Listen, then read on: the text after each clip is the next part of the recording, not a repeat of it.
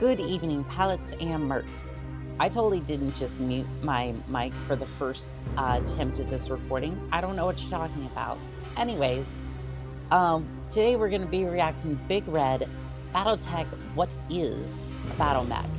Now, this video might not necessarily apply to the majority of us who have been Solaris jocks, mercenaries, maybe fighting for one of the great houses, or you could be a clan or scum, in which case you lost, by the way, May the 20th. But I feel like there's a lot of people coming in from the just normal VTuber space who have no idea what a Battlemech is, and far less what it's capable of. So with that in mind, I kind of wanted to set the record straight and see what a Battlemech truly is, for those of us who may not know what a Battlemech is. So, grab your drinks, grab your snacks, and let's roll the film. What is a Battlemech? It's a very important question. Let's give it a like. Battletech and Mechwarrior are a franchise centered around giant stomping Ooh, robots doing this battle in the advanced setting of the 31st and 32nd centuries for the most part. While there are conventional armies inside the setting comprised of V doing battle in the... By the way, I love how the Griffin is just sitting back here. Oh yeah, I'm gonna go for it already. I'm gonna go for it already. I love how he's just sticking back here. Even the Phoenix Hawk is up here, like duking it out with whatever's over here, right? And the Phoenix Hawk has terrible armor on its arms. The Griffin's just sitting back here like, yeah, I'm gonna be back here because my armor isn't worth anything, and I literally have... Why is he using a laser revolver? No, that might be a PPC. No, that is a PPC. Okay, no, that's a standard loadout. PPC, LRM-10, weak armor, fairly decent engine. Although, to be fair, I have a little bit more respect for the Griffin nowadays because it at least works as a sniper. I kind of see what use it has. I'm still going to give it shit. Because I'm sorry. I will always give the Griffin a little bit of flack, but it's like a little brother that you'll pick on occasionally. But nowadays, I've started to respect it a little bit more and be like, you know what? I'll give you a little bit of shit, but I'll actually consider using a Griffin at some point. The advanced setting of the 31st and 32nd centuries for the most part. While there are conventional armies inside the setting comprised of VTOLs, AFVs, and infantry, the main core of the game and the world is built on the powerful walking vehicles known as Battlemechs. Which is interesting because from the Battletech perspective, you get a lot more of these, you get a lot more of the tanks, and you get a lot more of the SRM units. In the Mechwarrior side of things, you really don't see these all that often. Like, you do see them, but they're practically just... they're almost non-existent. Even in yet another mech lab and its assortment of mods, even the Coyote missions, you rarely see these things in any respectable numbers because they just don't do that much. And it's like, it kind of sucks because these things are really powerful. They can be. They can stand up to some of the mechs, especially with Blackjack over here. You just hit it right there. You just hit it right there, and it will crumple to pieces. And no, that's not me being vulgar or anything. You literally hit that, the entire mech falls apart. I wish I was joking. If you run an XL engine, you have a triangle here spots where you can just disassemble that thing. Again, it's designed for speed, not necessarily armor, which sucks. Today we're going to explain what those are. A Battlemech is really comprised of several key pieces, like any combat vehicle. It is built on an engine, the armor, and its weapon Hey, systems. there's the Marauder. Beautiful Other special thing. features and equipment exist for them, of course, but at their core, these are what they are. During the Succession Wars, the primary focus of the eras of our videos on these subjects for now, Battlemechs weigh between 20 and 100 tons, and these weight variances have a dramatic impact on the purpose and capability of these machines on the battlefield.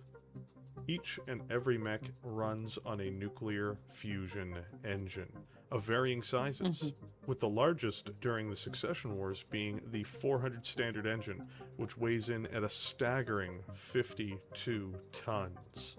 And basically, the only reason you would ever put an engine of that size into a Battlemech is if A, you're running a charger and you just need the chassis to move. Especially during the Succession Wars, it was a bad time. I mean, the clanners kind of poke fun at the fact that we have like the Hatchet Man and whatnot. That was the newest mech we had basically built besides the Cataphract. So you basically have to have this giant engine just to get it to move, and it's feeling like a couple of small lasers, which I don't give the Charger too much flack because the Succession Wars were a rough time. It's either that or you wanted a chassis to move quickly through an area. You didn't really use the 400 for much other than like assault mechs. Yeah, otherwise you basically focused on armor a little bit more. these engines provide the mech with prolonged power and the ability to run all of its systems. Disabling or destroying the engine on a mech will result in the immediate failure of the machine, as well as the destruction of the most expensive component which allows it to operate. During the Succession Wars, And they are not cheap. They are things start out as low as like 250,000 C-bills to about, I would say, 5 or 6 million for an engine. And that's just the engine, mind you, not the weapons, not the armor. Don't even worry. engines would It only gets be a lot more found in the very expensive. center torso of Lives are cheap. Mechs are expensive. Gotta love that House Davion paint. Get out of the here with mech, that. and any damage sustained to it can be life-threatening to the pilot over time, and can cause massive heat spikes as it loses containment. These engines don't often have catastrophic explosions, but it can happen. Totally wouldn't be. Oh, wait. Yes, this is one of my favorite intro cutscenes. He's going critical. Ejecting. Beyond God, Mechwarrior 3 was so good. Just, Big Al was one of the best. Again, you barely see him, to be fair, but like, what's funny is they put an atlas here. They put an atlas here in the beginning of this cutscene. You have the vulture. You have an atlas in the opening cutscene, but then you will never see the atlas again. Mechwarrior 3. It was so sad. It's like, to be fair, you're on the Fortress World Huntress, so you're not going to find an atlas anywhere. Which is odd because that was Kerensky's personal mech, but I guess the clanners are too good for an atlas. Another reason why you just lost. He's going critical. Ejecting. Beyond that, the most essential component of the mech is what's often called the meat. The human operator of the Battlemech will reside within the cockpit of said Battlemech. I don't recognize this In cutscene. later eras, there are more sophisticated interfaces No, wait. for these No, warriors, this... such as neural tattoos and other equipment to help give them Is this a Mech greater Commander? tactical look to their environment. Without these, pilots I'm a of the little Succession War confused. era wear an external piece of equipment called a neural helmet to attempt No, you know what this is? This is footage from the original Mechwarrior 5. So not the one that PGI was working on. I think it was... Gosh, I want to say Faza. Fat. I don't know how to say that company's name. Faza, or I guess it would have been Micropose. Even though Micropose just basically said, we're going to go work on Steel Bounty, to better amongst integrate them other with projects. the systems of the mech and enhance reaction times. Additionally, they typically wear a cooling suit or cooling vests to help them survive. Yeah, I think this is the original Mechwarrior 5 running footage. hot. Mechwarriors, God, it looks so the good. meat, typically come from noble families of the Inner Sphere, and training to Jennifer pilot a D Battlemech looking is an incredibly difficult super and strenuous good over task. here. Much is asked of these warriors, so they must be prepared for combat. This The just... outcome of their this is performance beautiful. can change the destiny I would of have whole loved to have worlds. gotten this. Well, hello Armor there, during the time we're Atlas. talking about is made of ablative plating comprised of metals, ceramics, and structures to reduce incoming fire. The armor plating typically is blown away on impact from mech-heavy weapon systems, and the more armor a mech has, the longer it can persist on the battlefield typically. Finally, Battlemechs are equipped with extremely powerful weapon systems which can be broken down into several dominant categories: missiles, ballistics, and energy weapons. Mm-hmm. These weapon systems all generate heat while being fired, and it must be dispersed from the mech Fly before it swatter. suffers mild to severe consequences from running too Yeah, hot. this is the Rifleman, mostly designed for anti-air. This one looks to be equipped with AC5s, maybe AC... I want to say AC5 and then AC2s, just depending upon which rack you're looking In at. some extreme instances, the mech will shut down, or even dormant ammunition on board may explode. Now, you're supposed to run cases in that particular instance. Like, basically, a case is... You know, like those Pelican cases you have for those cordless... I'm trying to say, like, cordless hole punchers. Yeah, we'll go with that one, so that way YouTube doesn't absolutely demonetize the video, which they already will because of copyrighted music, I'm sure. So essentially, you'd put your ammo in there in order to keep it safe. And in this case, you're not necessarily keeping it safe from any sort of... Well, you're keeping it safe because of accidents, but in this case, you don't want the ammo to heat up and then, well, pop off like popcorn inside your mech, which will lead to, in most cases, an explosion happening about here, trying to feed into your AC5s or really wherever your weapon's ammo is stored. Usually it's going to be here or here, because in most cases it just doesn't... Where are you supposed to store it? Legs?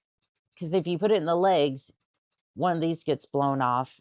It's not really going to matter anyways, because your speed is halved. You're going to get blown up anyways. So normally you'd put a case here and here just in case, so that way... No, that wasn't a pun. So if this goes up, you at least have your other weapons here and your core is still perfectly intact, leaving your pilots alive. Now, I don't usually do this because I need the extra ammo right underneath my seat, just so I can continue my crazy builds. Please do not be like me. I'm crazy, and I will make sure that I use every bit of tonnage to my advantage, despite the repercussions Energy of weapons that. offer great damage for their weight and have various roles. During the Succession Wars, they are configured into small, medium, and large lasers, with particle cannons, known as a PPC, being the heaviest of these systems installed on a mech at this time. The biggest I'm drawback glad to for see that energy there's more weapons footage is of the this. excessive heat generated by them. Missile systems generate mild to moderate heat and launch either SRMs, I love how the i.e. Warhammer's just short-range like missiles, or LRMs, trying his i.e. best long-range to go up against the missiles. Atlas, but LRMs tend to be more you missiles per might ton, want to but you might those want to be missiles aiming do a little less bit higher on damage. that CT. There The you benefit go. of missiles is both a benefit and a disadvantage. Missiles are designed to scatter across their opponent, hitting multiple locations, but as a result, they don't concentrate fire very well. The true drawback of missiles is that they are an ammunition-based system, and that they can Yes. either run out of that ammunition, or the ammunition can be detonated by an attack or heat. Finally, we come to ballistics, comprised of autocannons and machine guns. These weapons will generate minimal heat and fill a similar niche as to lasers, typically that of concentrating fire and concentrating damage. God, They're- I'm sorry. I just keep looking at this. I'm like, I am so upset that we never got this concentrating game. fire and Look at concentrating how damage. good this looks. I'm gonna play it one more time. Typically that of concentrating fire and concentrating damage. Look at how seamless and good that. I mean, again, this is just footage, but like this looks good. And we got robbed of this game. I'm just ugh. Their biggest drawback is their immense weight, and their biggest advantage is their relatively cool running nature. However, And there's the much like CT. missiles, the ammunition itself can be a weakness. What a and can lead to beautiful catastrophic outcomes explosion. for the mech and its pilot. You sure you want to be These are the heading right systems back most down important to fire? any mech. This broad overview is necessary to understand anyone looking to involve themselves into this era of Battletech, and create the foundations needed to understand further eras of Battletech as well. Thank you for joining me here today. If you enjoyed this content, please consider liking and subscribing to the channel. With that, I look forward to seeing you in the comments section below. I have to say, really good video breaking down the mechs in a very simple way. Again, I know I'm providing context that's like way outside of this scope, but genuinely, I just have fun with the battle mechs. And again, that's the great thing about the Battletech universe. We've been very welcoming, and I say we at this point because like I feel like at this point I've been very much accepted into the community enough for me to say we. And now it's my responsibility to spread the love of Max even further at this point. And try to see if I can get more people into this hobby, because it's so good. It's so good just to be able to hop into a mech and absolutely wreck other mechs. I love the like salvage crew here as well in this particular picture. You don't necessarily get to see a bunch of that in some of the games that we got. Is that a Centurion down here? I'm pretty sure that's a Centurion. I don't know, could have been. Commando over here. I want to say that was a Locust, or maybe a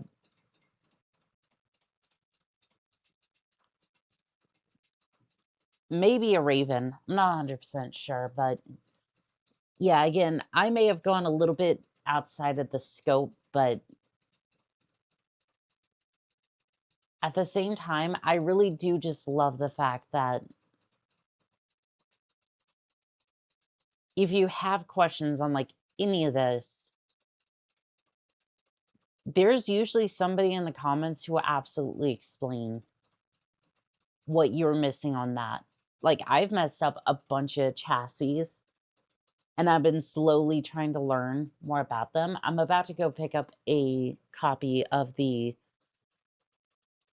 I'm going to see which one I can get, but I do want to pick up a copy of the player's handbook for Battletech, just to try to see the older chassis, what... and